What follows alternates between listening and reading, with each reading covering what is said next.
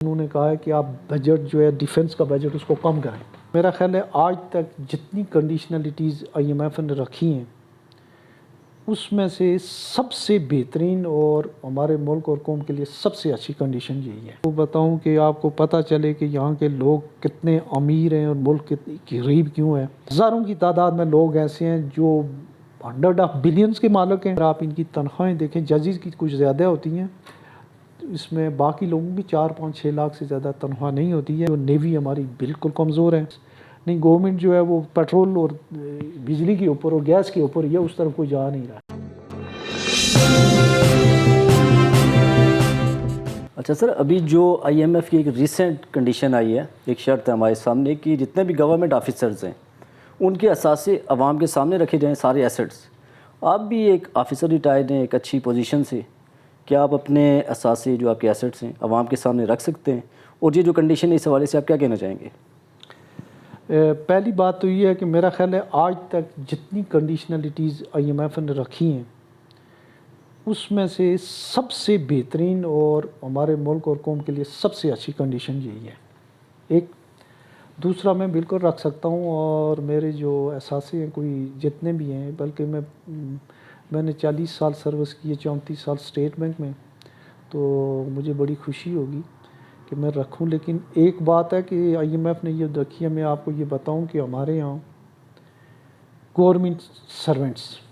Servants میں مراد جو ہے وہ بیوروکریٹس یا گورنمنٹ کے بجٹ سے تنخواہ لینے والے لوگ، اس میں آرمی کے سروسز چیف ہوں، آرمی کے دوسرے آفیسرز ہوں، ہمارے ڈی ایم جی گروپ والے ہوں، فارن سروس والے ہوں، یا یونیورسٹیز والے ہوں، آپ کے پی ڈبلیو ڈی والے ہوں، یہ سارے کے سارے لوگ، پلس جو نیم سرکاری ادارے ہیں، خود مختار ادارے ہیں، او جی ڈی سی اور اس طرح کے جو ادارے ہیں، او جی ڈی سی ہے، سوئی صدرن ہے، سوئی نادرن ہے، ان سب کے جو آفیسرز ہیں ریٹائرڈ اور سرونگ، اگر یہ کیے جائیں تو میں آپ کو بتاؤں کہ آپ کو پتہ چلے کہ یہاں کے لوگ کتنے امیر ہیں اور ملک کتنی غریب کیوں ہے۔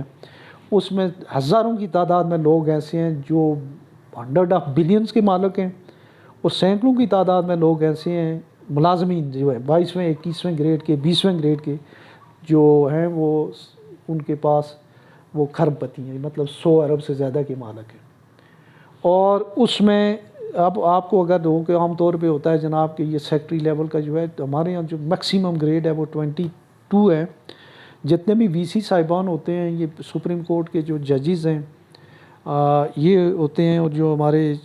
سروسز چیف ہوتے ہیں، یہ سارے لوگ جو ہیں یہ 22 گریڈ کے لوگ ہوتے ہیں۔ اور اس میں اگر آپ ان کی تنخواہیں دیکھیں ججز کی کچھ زیادہ ہوتی ہیں، اس میں باقی لوگوں کی 4-5-6 لاکھ سے زیادہ تنخواہ نہیں ہوتی ہے۔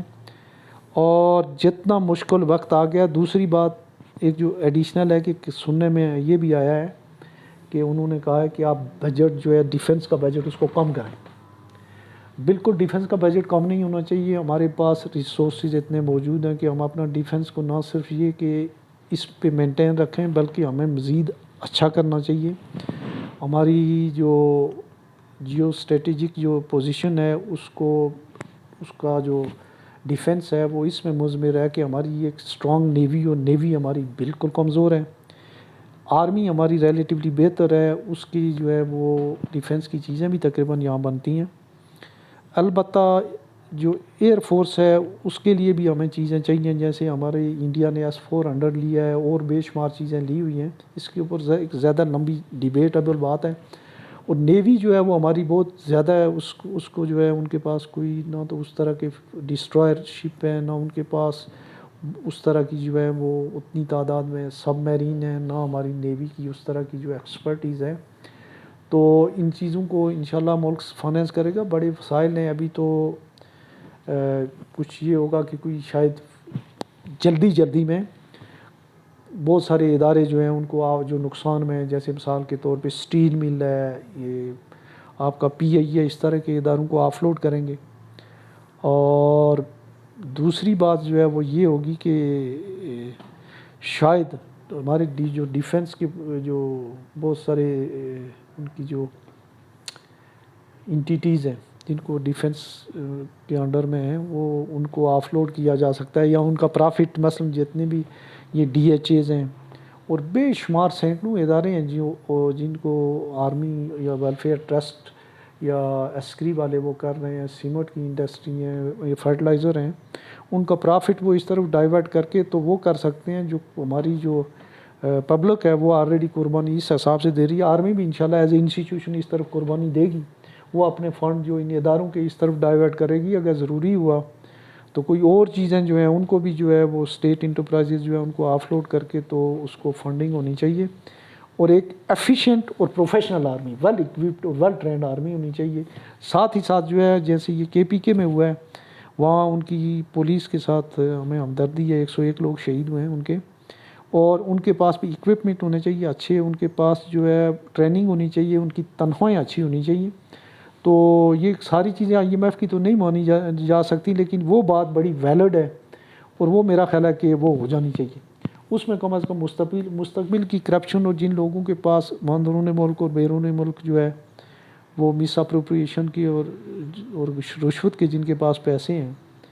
ان کو کنفسکیٹ کرنے کا بڑا سنہری موقع ہے، اور لوگوں کو بھی پتہ چل جائے گا کہ کون اچھا ہو کون برا ہے، اور اس میں کافی پبلک ایکسچیکر کو کافی پیسے مل سکتے ہیں.